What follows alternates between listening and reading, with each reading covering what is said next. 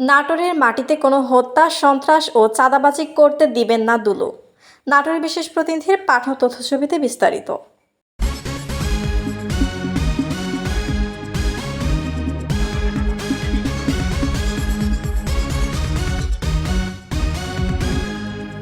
বিএনপির চেয়ারপারসন বেগম খালেদা জিয়ার উপদেষ্টা পরিষদের সদস্য সাবেক মন্ত্রী অ্যাডভোকেট এম রুহুল কুদ্দুস তালুকদার দুলু বলেছেন, আওয়ামী লীগ সভাপতি সাবেক প্রধানমন্ত্রী শেখ হাসিনা পালিয়ে ভারতে আছে।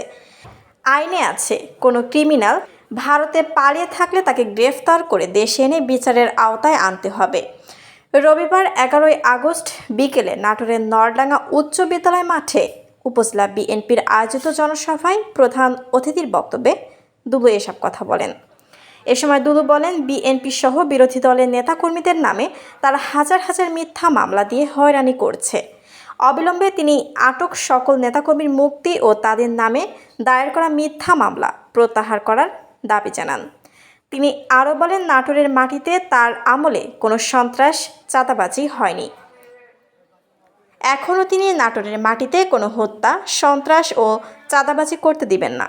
জনসভায় আতিকুর রহমান তালুকদারের সভাপতিত্বে বিশেষ অতিথি হিসেবে বক্তব্য রাখেন নাটোর জেলা বিএনপির আহ্বায়ক শহীদুল ইসলাম বাচ্চু, সদস্য সচিব রহিম নেওয়াজ, দুলুর সহধর্মিণী জেলা বিএনপির যুগ্ম আহ্বায়ক সাবিনা ইয়াসমিন ছবি, যুগ্ম আহ্বায়ক ফরহাদ আলী দেওয়ান শাহিন, নাটোর পৌরসভার সাবেক মেয়র কাজী শাহ আলম, নরডাঙ্গা উপজেলা বিএনপির সাধারণ সম্পাদক সাবেক উপজেলা পরিষদ চেয়ারম্যান অ্যাডভোকেট সাকাত হোসেন, উপজেলা বিএনপির নেতা শরীফুল ইসলাম বুলবুল, নরডাঙ্গা পৌর বিএনপির সভাপতি হাফিজ উদ্দিন ও সাধারণ সম্পাদক জাকির হোসেন প্রমুখ। শিলা আক্তার, ডেস্ক রিপোর্ট, চ্যানেল এ নিউজ।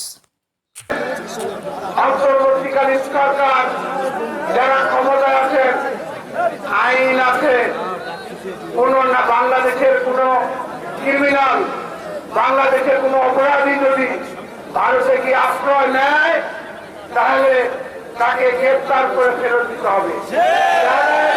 শেখ হাসিনা এই দেশের মানুষকে যে হত্যা করেছে, এদেশের মানুষকে খুন করেছে, এই যে শত শত হাজার হাজার মানুষ হত্যা করেছে, এই অপরাধে শেখ হাসিনাকে অতি সত্তর গ্রেফতার করে বাংলাদেশে ফেরত নিয়েছে, তাকে বিচারের মুখোমুখি করতে হবে।